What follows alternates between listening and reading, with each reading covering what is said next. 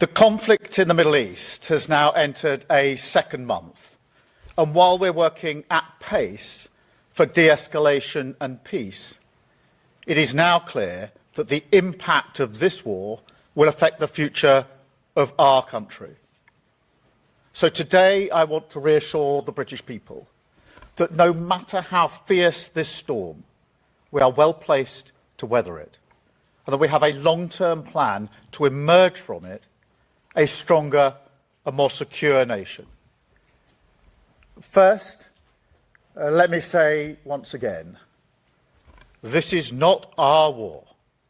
We will not be drawn into the conflict. That is not in our national interest. And the most effective way we can support the cost of living in Britain is to push for de-escalation in the Middle East and a reopening of the Strait of Hormuz, which is such a vital route for energy. To that end, we're exploring each and every diplomatic avenue that is available to us. The Foreign Secretary and the Chancellor have met their counterparts in the G7. The Defence Secretary has been in the Middle East speaking to our partners. And the UK has now brought together 35 nations around our statement of intent to push as one for maritime security across the Gulf. And today I can announce that later this week, the Foreign Secretary will host a meeting that brings those nations together for the first time, where we will assess all viable diplomatic and political measures that we can take to restore freedom of navigation, guarantee the safety of trapped ships and seafarers, and resume the movement of vital commodities. Following that meeting, we will also convene our military planners to look at how we can marshal our capabilities and make the Strait accessible and safe after the fighting has stopped. Because I do have to level with people on this. This will not be easy. I spoke with relevant business leaders in shipping, finance, insurance and energy supply in Downing Street on Monday. And they were clear with me the primary challenge they face is not one of insurance, but one of safety and security of passage. So the fact is, we need all of this together. A united front of military strength and diplomatic activity, partnership with industry, so they too can mobilise once the fighting has stopped. And above all, clear and calm leadership.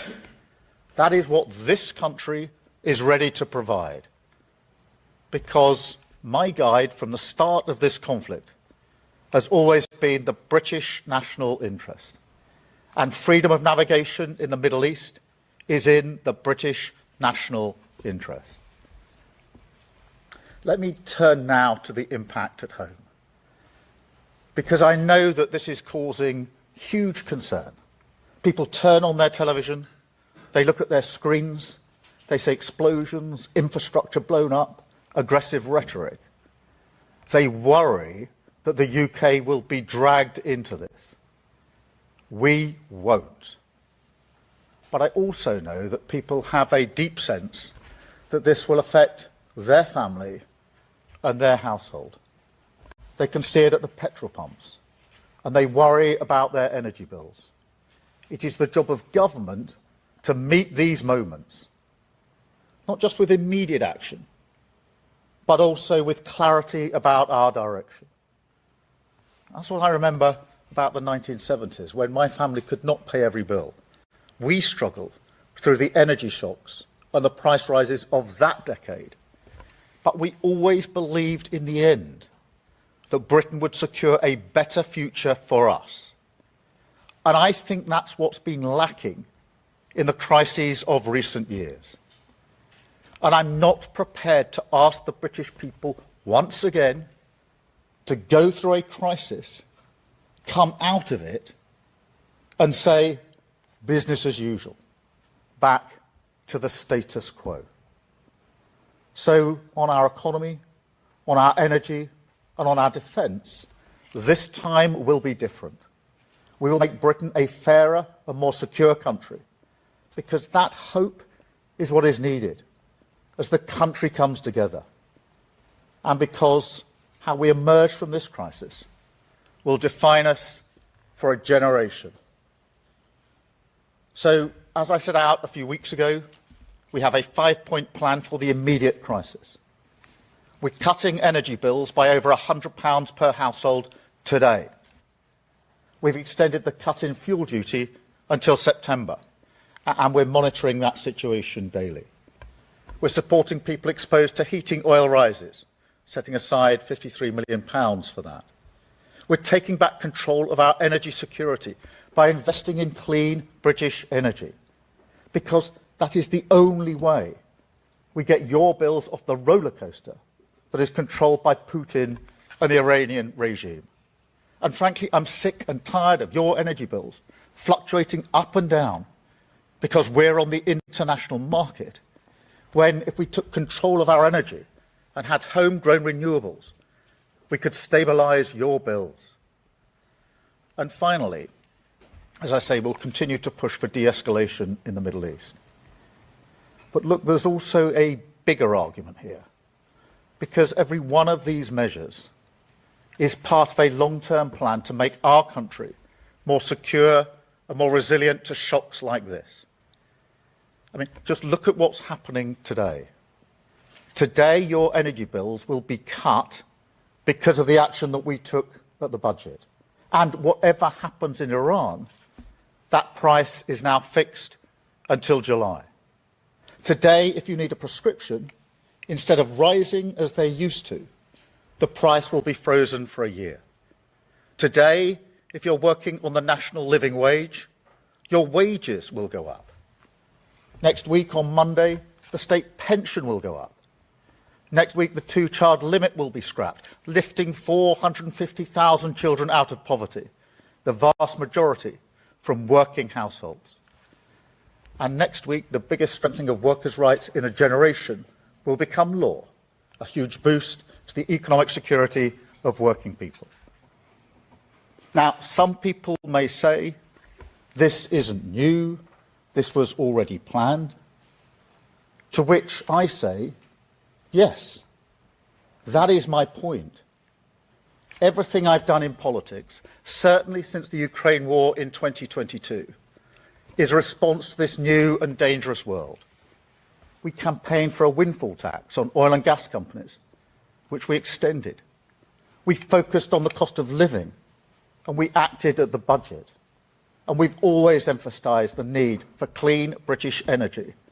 And we've invested because we knew that making our country secure in this world was the ultimate test that we would face, and our ultimate responsibility to the British people. Now, it's not going to be easy, clearly. And in the coming weeks, as you would expect, we will continue to assess the economic effects. We will continue to stand up for the British national interest. And we will continue to do what we must to guide our country calmly through this storm.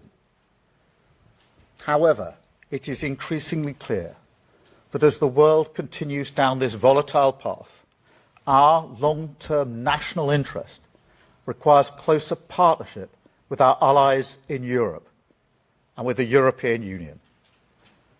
Now we have made progress on this front, on agriculture, electricity, emissions trading and more. But as the Chancellor has rightly pointed out, Brexit did deep damage to our economy, and the opportunities to strengthen our security and cut the cost of living are simply too big to ignore. So, in the coming weeks, we will announce a new summit with our EU partners. And I can tell you that at that summit, the UK will not just ratify existing commitments made at last year's summit. We want to be more ambitious. Closer economic cooperation, closer security cooperation, a partnership that recognises our shared values, our shared interest and our shared future. a partnership for the dangerous world that we must navigate together. A world where this government will be guided at all times by the interests of the British people. Thank you. I will now take questions, and I have the BBC first. Henry. Thank you, Prime Minister. As it stands, fuel duty is set to go up in September. You've said that's under review. I think today you said you were monitoring it. It is very hard to find anyone here in Westminster who seriously believes that you are going to press ahead with that.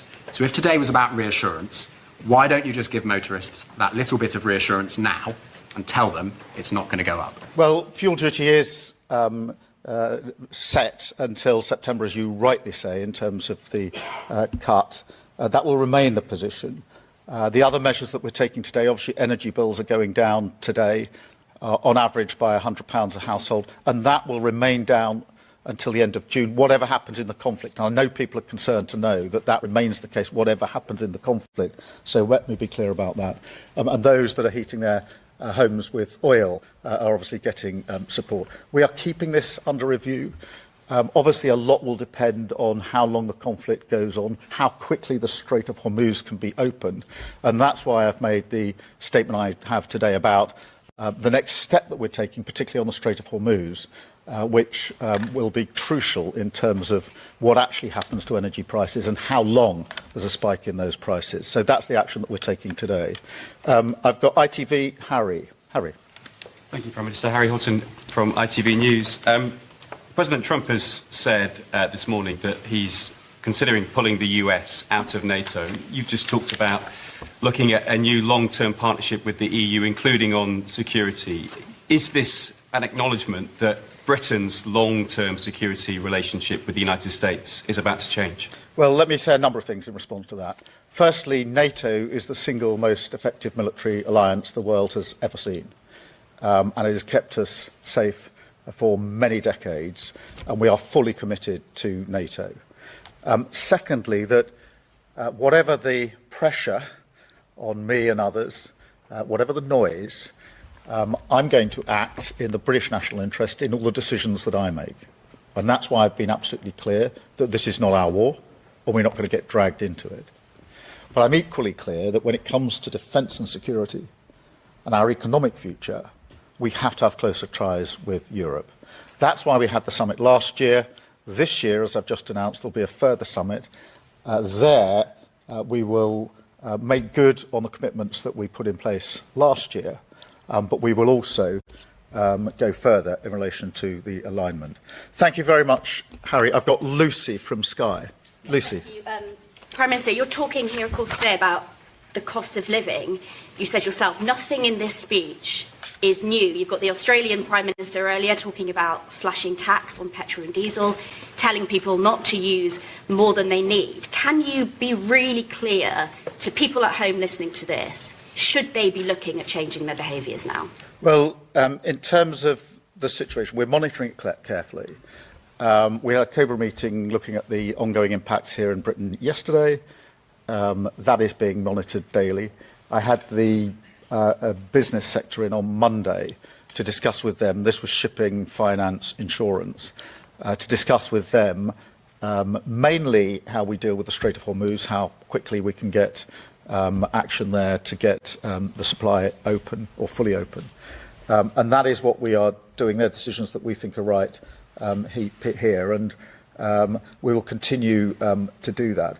But I emphasise, again, it's clear to me that the main determinant now of the impact is going to be how long the conflict goes on, and the question of how quickly we can get safe passage through the Strait of Hormuz. And the two don't necessarily go together.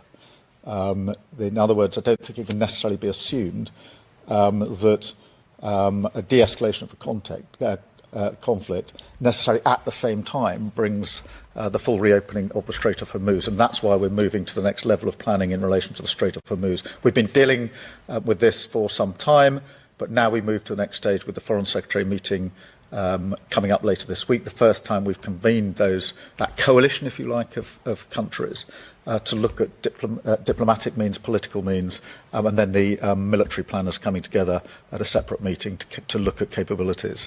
Thank you very much, Andy. And I should say, Andy, congratulations to your daughter on the gold medal, I think, that she's just got. Thank you very much. Thank you, Prime Minister.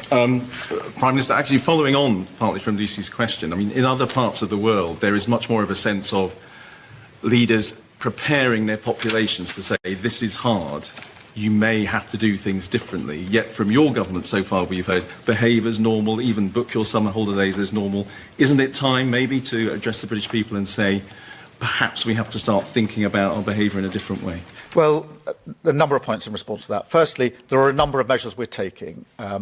The direct measures in relation to energy price, the support for oil, fuel duty, the wider measures, most of which come in either today or this week on the cost of living, which are not a response to this particular conflict, but are a response to the fact that the cost of living has been the number one issue in our country for a very long time. I'm conscious that whatever's going on in the world, whatever's going on in politics, that remains the number one issue. In relation to the situation, we are monitoring it very carefully on a daily basis. And our assessment it looks at supply, looks at the impact on our economy, and we'll keep the measures we've got in place at the moment. I'm absolutely convinced that the most important thing is de-escalation. The most important thing is getting the Strait of Hormuz back fully open, and that's why we're putting a lot of effort into the next stage of that and really pushing forward. And as I've said, we're prepared to take a sort of leadership role in that as the United Kingdom in relation to the Straits of Hormuz. Thank you, Andy. I've got Paul for Channel 4. Paul. Morning, Prime Minister. Look, most of the measures you're talking about were already in place before this war kicked off. So far, you seem reluctant to talk about specifics for help because of this war. And the criticism is that you've been dithering. So have you been dithering, or yes or no, do you have in mind a fixed set of plans for the hardest hit by the cost of living crisis caused by this war? And if so, when can we expect to hear them? What are the key indicators that will make you say, this is what we've got planned for you? Yeah, let me just answer that. Firstly, a lot of the measures on the cost of living were measures that were taken at the budget last year, so we were ahead of this. Most people will be watching on their screens worried about the damage they're seeing, the explosions they're seeing, the conflict, but they will also have this deep feeling inside, this could affect me. And what they mean by that is it could have an effect on the cost of living. We've been saying the cost of living is the single number one issue for a very long time. So it's not a coincidence that the measures coming into force today are on the cost of living, because I've been clear that that is the central issue, and that is I think for most people in the country, that's the thing they're probably worrying most about today. So we're actually ahead of the game in relation to that, because we took those measures at the budget. The only reason energy bills are coming down today by an average of £100 is because of the measures that we took at the budget, and they'll be down for 3 months. So those measures have been taken. In relation to what might be needed later in the year, obviously we're working through contingencies. A lot of it will depend on how long the conflict goes on, how quickly the straits are open, because it's very difficult to assess at the moment what might be needed, say, in the winter, until we know the answer to that question. So we're looking at a number of contingencies, as you would expect. I think it's important to point out that whilst there will always be a concern about energy bills, I think people will begin to really worry when it gets to the autumn energy bill, because the summer bill, which is the next one, tends to be, on average, about 7% of the energy people use. It doesn't mean they're not worried about it, but I think most people will be looking to what's the one that comes when it gets colder later in the year. So we're working across all of that. But in the end, the focus has to be on de-escalation and getting the strait open. And that begins to answer the question of what is the nature of any support that may be needed. Clearly, we want to make sure that we act for everybody in keeping the price down, the cost down. And today's measure on energy bills is a measure for everyone. But equally, in terms of tailoring support, we need to make sure that nobody is left behind here. Thank you very much, Paul. Natasha from LBC. Natasha. Natasha Clark from LBC. The head of the House Oversight Committee, which is investigating the crimes of Jeffrey Epstein, has called on the King to meet those victims. Do you think there is a moral case for doing so? And if I may, you've obviously outlined today on the cost of living all of what you're doing, which I'm sure listeners will welcome. But just 10% of the public think that the government is doing well. Why do you think that might be? Well, let me deal with the important point you make at the end there, because one of the things that's really important for me to get across to the public is that their bills are coming down by £100 on average, and they're staying down until the end of June, whatever happens in the conflict. And I repeat that for a reason, and that is because I'm not sure everybody has heard that. It is really important for them to hear it, and I want as many people as possible to know that that's the case, because I know they're going to be anxious. And when I have said it to people, there's been the secondary question is that actually going to hold even if the conflict goes on? And the answer to that question is yes. So my job is to make sure that I get that across to the public, because that is the measure that comes into effect today.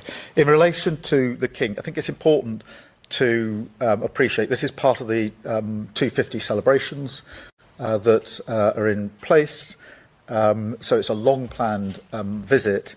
And the US and UK are close allies, have been for a very, very long time. But this is a visit that, as I say, has been long planned and is part of the 250 celebrations. That's where the focus of the visit will be. Thank you very much. Gabriel Nussbaum, please. Hi, good morning, Prime Minister. I'd like to zoom out a little bit to the wider elements of the cost of living crisis, specifically the one affecting the young generation, who were simply told, go to university, get a job, buy a house. We see today houses on average 8 times salary, student loans, very relevant at the moment. Jobs are either unavailable for young people, or if they are, there's no security.